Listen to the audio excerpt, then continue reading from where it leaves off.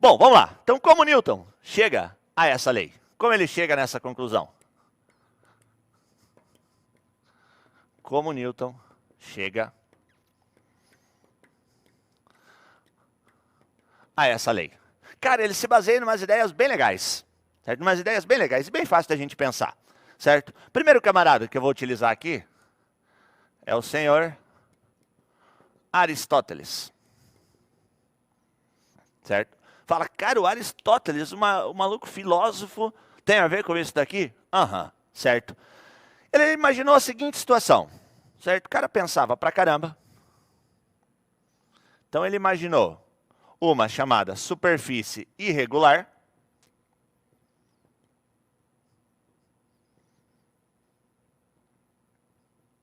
Bom, superfícies são irregulares, aliás, de um modo geral, certo? Tem superfícies irregulares. E ele imaginou que se eu tivesse um bloco de massa m, e não importa qual é a massa, e eu aplicasse uma força nesse bloco, esse bloco poderia se mover, certo? Uma força que desse uma velocidade inicial para ele. Esse bloco poderia se mover uma certa distância. Mas qual era essa distância, esse ΔS, que esse bloco poderia se mover? Somente a distância enquanto a força estivesse sendo aplicada. Então, para o Aristóteles, ele imaginou o seguinte: bom, existe o movimento, mas o movimento só existe enquanto houver uma força aplicada sobre o bloco. Se não houver nenhuma força aplicada sobre o bloco, o movimento cessa. Ele para. Então, ele imaginou o seguinte, que eu estou empurrando isso daqui, tem movimento. Se parar, parou o movimento. E ele acreditava que o que fazia parar o movimento, de fato, era o cessar a força, o retirar a força que estava sendo aplicada no movimento. Então, para Aristóteles, só existe movimento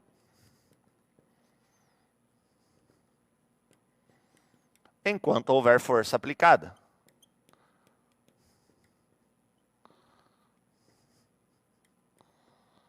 Esse é o pensamento de Aristóteles, gente. Aristóteles, enroscamos, certo? Pensamos nesse cara. Aí depois, vem um outro cidadãozinho, bem importante para nós, chamado de Galileu, senhor Galileu Galilei. Ele pensou um pouco além.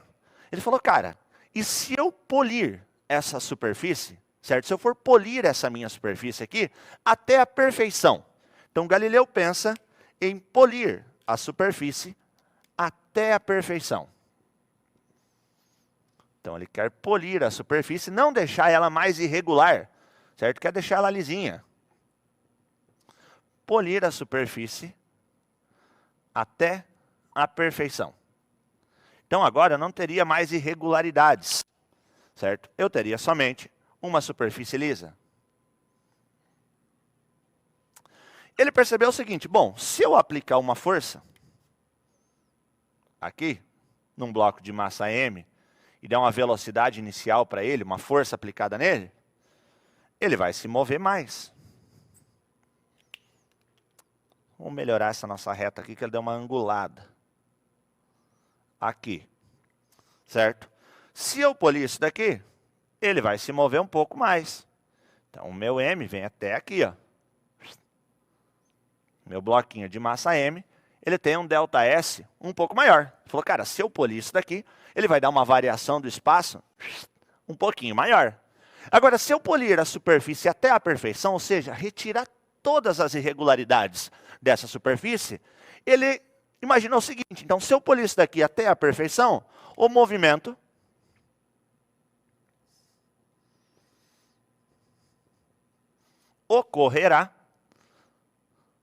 irá ocorrer indefinidamente.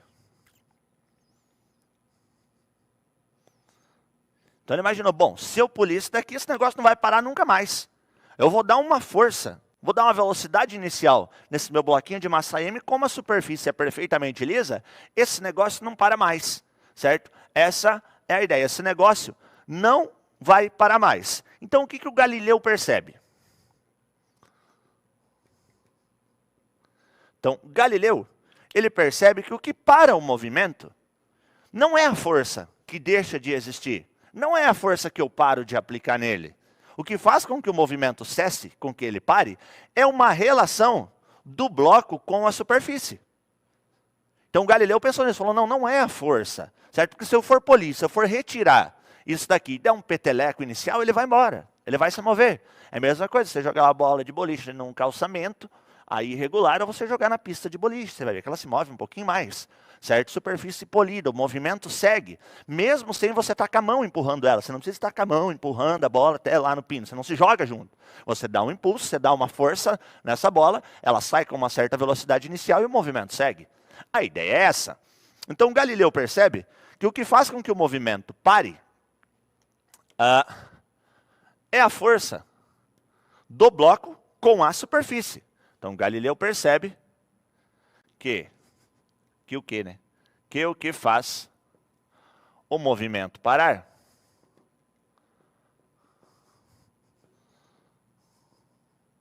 é a relação do bloco com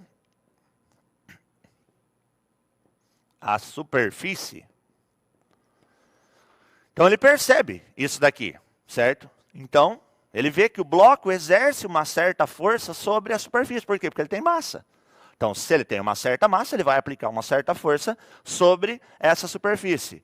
Que hoje, vou fechar aqui para não parecer que é de Galileu, certo? Hoje nós conhecemos essa força do bloco com a superfície, certo? Isso daqui é chamado de força de atrito. A força de atrito, ela é uma força que se opõe ao movimento. Tanto que eu tenho dois tipos de atrito, o atrito estático e o atrito dinâmico. Então ela se opõe ao movimento em qualquer situação. O estático faz com que o corpo não entre em movimento, ele tende a não deixar esse corpo se mover. E o dinâmico é quando ele está se movendo e ele faz parar. Certo? E ele faz parar. Então a minha força de atrito é uma força que sempre se opõe ao meu movimento. Certo?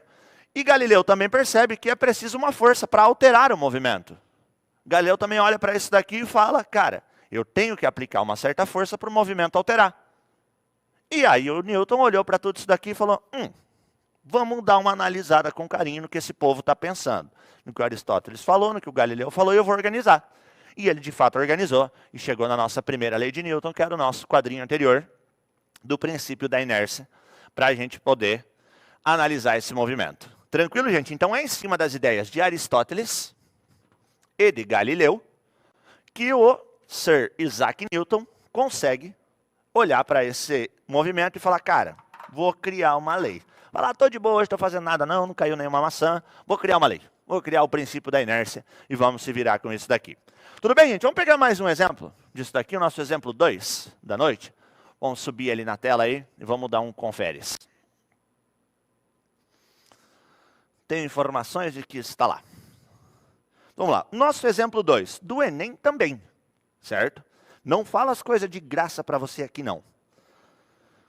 Para entender os movimentos dos corpos, Galileu, olha quem aparece, discutiu o movimento de uma esfera de metal em dois planos inclinados, sem atritos, e com a possibilidade de se alterar os ângulos de inclinação.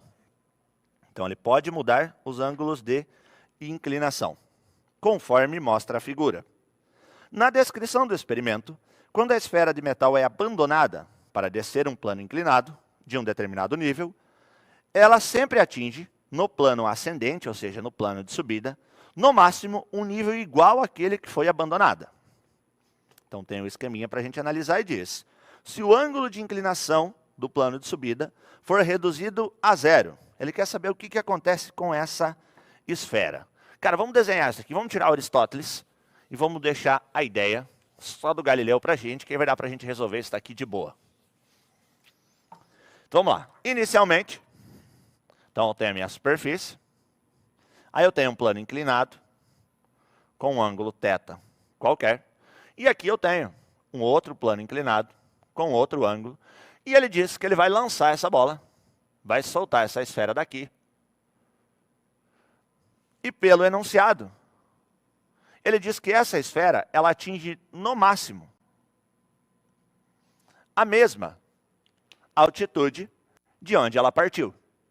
Cara, para ela chegar nesse ponto, na mesma altitude de onde ela partiu, certo? Eu tenho que deixar algo aqui livre. Eu tenho que deixar livre das forças dissipativas. Eu tenho que ter um sistema perfeitamente conservativo. O que eu quero te dizer com isso? Galileu não pensava em força de atrito ainda, tanto que ele chegou nessa conclusão. Aí ele imaginou o quê? O nosso exercício propõe. Ele mostra essa situação e ele diz, no nosso exemplo 2, que se ele reduzir esse ângulo aqui a 0, então ele vai lançar esse camarada verticalmente e esse ângulo agora ele vai reduzir para 0. Vamos desenhar esse ângulo aqui em azul. Então agora o movimento vai ser esse, ele vai seguir o trecho azul. Azul com preto, preto com azul. Ele vai seguir esse movimento aqui. E aí nós vamos analisar as opções.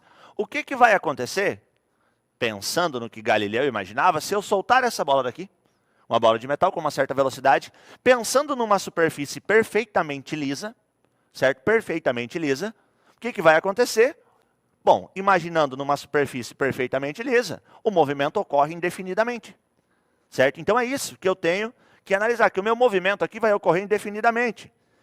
A letra A traz para nós que ele manterá sua velocidade constante, pois o impulso resultante sobre ela será nulo.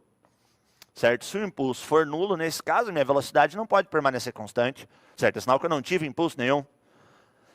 B. Manterá sua velocidade constante, pois o impulso da descida continuará a empurrá-la. Então, a minha superfície é perfeitamente lisa, não tem ângulo nenhum. Então, aqui, onde ele segue o movimento, né, ele vem com uma certa velocidade e o movimento segue. Como ela é uma superfície perfeitamente lisa, o movimento ocorre indefinidamente. Então, de cara, na letra B, a gente já encontra uma alternativa correta para isso.